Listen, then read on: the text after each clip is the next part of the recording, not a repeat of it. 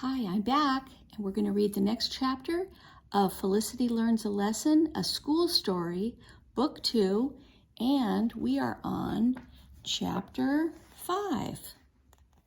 Chapter 5 is called A Bright Red Cardinal Bird.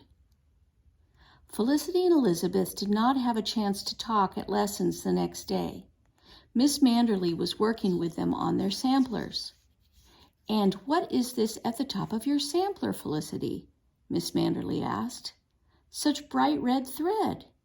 Perhaps you are stitching our Virginia songbird, the Cardinal? Is that what you are planning?" I don't know," said Felicity. "I haven't decided." "Well," said Miss Manderly, "you will have to decide soon, my dear. You cannot leave red knots at the top of your sampler." Felicity saw Elizabeth looking at her. The red crown on Elizabeth's sampler was almost finished. When it was time for tea, Miss Manderly smiled. "Young ladies," she said, "you have made such fine progress. I think the time has come for you to take turns serving the tea. Annabel, you are the eldest. You shall serve the tea today." Felicity was nervous. She had not decided what she was going to do about tea either. Her family wasn't drinking tea at home. Should she drink it here? She watched as Annabel sat behind the tea table, acting very important. After Annabel prepared the tea, she filled Miss Manderly's cup first, then Elizabeth's cup, and then her own. Miss Manderly leaned forward in her chair. "Annabel, my dear," she said, "you have forgotten to serve Miss Merriman's her tea." "Oh," said Annabel, holding her cup daintily. "I was only thinking of the carpet." "The carpet?" asked Miss Manderly. "Yes, indeed," said Annabel. She put her nose in the air. "I did not serve Felicity because I did not want her to toss the tea out all over your fine carpet." Felicity felt her face getting red. "Annabel," gasped Miss Manderly, "apologize at once." "Oh, but Felicity would be proud to toss out her tea," said Annabel. "Her father said it was right to toss out tea. He said those hotheads in Yorktown were right to throw the tea into the river." "No," cried Felicity. "My father didn't say that. Yes, he did," snapped Annabel. "Bitsy heard him. Didn't you, Bitsy?" Elizabeth didn't say anything. "But that's not what he said," cried Felicity. "Tell her, Elizabeth." Elizabeth would not look at Felicity. Felicity tried to explain.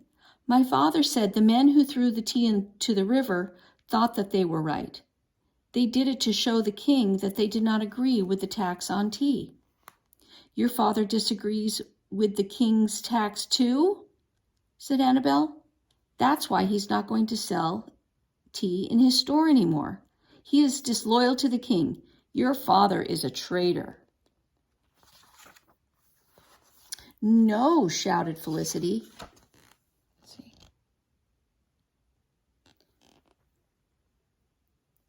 "My father is not a traitor." She jumped up from her chair and knocked against the tea tray. The teapot teetered and the cups and saucers rattled. Felicity grabbed her sampler frame in her fist and ran out of the room. She slammed the door behind her. Felicity was in a red rage. Home she stormed, away from Miss Manderly's prim little house, through the crowded, dusty streets. How could Elizabeth do it? How could she? She kept asking herself. It was Elizabeth she was most angry at. Why didn't she tell Annabel the truth? Father was only trying to be fair. Father is not the one who is the traitor, thought Felicity. Elizabeth is the traitor to me. Felicity burst into the house and pounded up the stairs to her room. She curled up on her bed in a tight roll. Her sampler was loosened and wrinkled. She could not think. She was too mad to cry. Anger boiled inside her. Elizabeth was supposed to be her friend. Instead, she let Annabel tell hateful lies about her father. "I hate Annabel," she thought, "and I hate Elizabeth too. I don't want to see either of them ever again.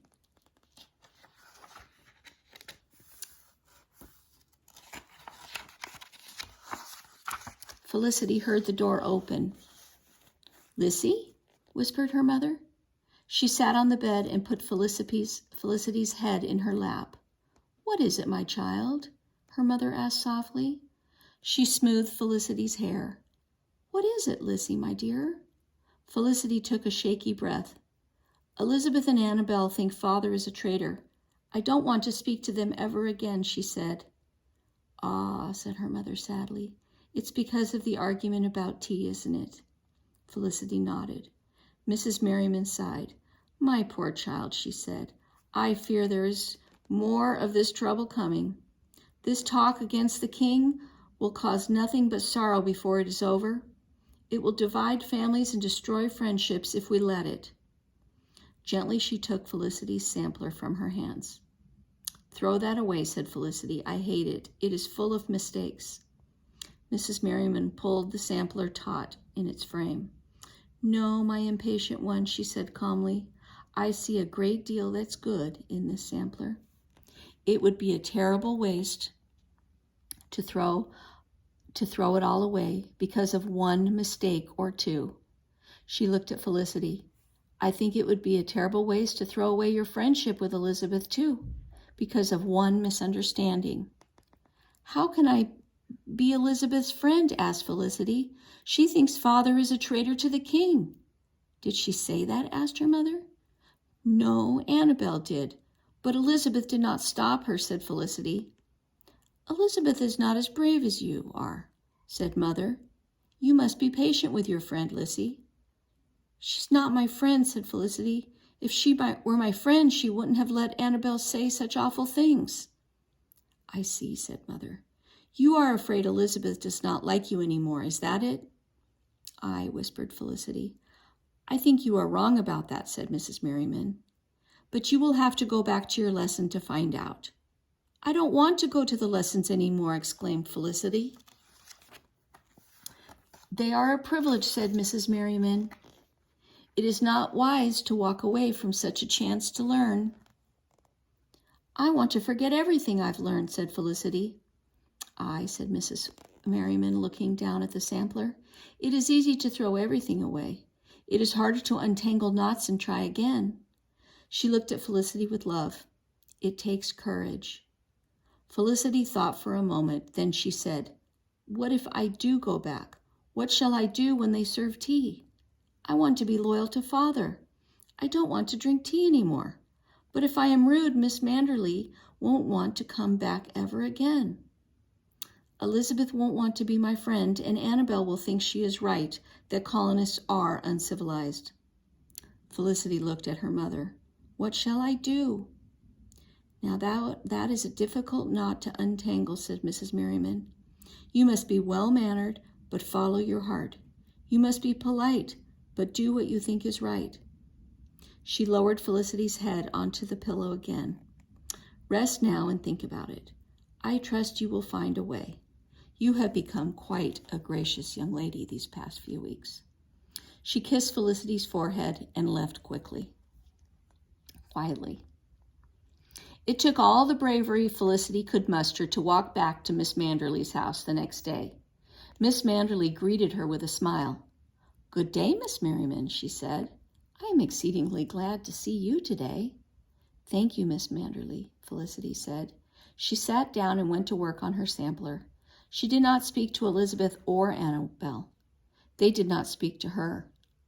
Why, Felicity, how lovely, said Miss Manderley. I see that you have indeed stitched a red cardinal bird at the top of your sampler. It looks just like our proud Virginia cardinals. Oh, said Elizabeth, it is pretty, Lissy. She looked at Felicity shyly. Would you mind? Do you think it would be all right if I stitched one just like it on my sampler, she asked. Bitsy, scolded Annabel. Elizabeth whirled around and faced Annabel. I hate being called Bitsy, she said firmly. From now on, call me Elizabeth. Why, sputtered Annabel. Or I will call you Banana Bell in front of everyone, said Elizabeth. Annabel, Banana Bell. For once, Annabel was speechless. Elizabeth grinned at Felicity. Felicity felt her spirits rise like a bird. Elizabeth is still my friend, she thought. She smiled at Elizabeth. Miss Manderley smiled too. Well, Elizabeth, she said, will you do us the honor of serving tea this afternoon? Yes, indeed, said Elizabeth. Felicity's heart pounded as she took her place at the tea table. This was the moment she dreaded. How could she refuse tea without being rude? She watched Elizabeth measure the tea and pour the hot water into the teapot. She watched as Elizabeth handed each of them a teacup, saucer, and spoon. Then Elizabeth began to fill the teacups. She poured Miss Manderley's cup without spilling a drop. She poured Annabel's cup and offered her the sugar, and Felicity's cup was next. Felicity took a deep breath. Very gracefully, she turned her teacup upside down on the saucer and put her spoon across it. Thank you, Elizabeth, she said politely, in a clear, strong voice. I shall take no tea. Well done, said Miss Manderley softly. Elizabeth smiled. Perhaps you'd like a queen cake, she said as she handed the plate to Felicity. I'd prefer a plain biscuit, said Felicity, as she smiled back at her friend. I've no loose tooth to worry about today. And that is the end of our chapter and book. And the next video, I will read Peek into the Past.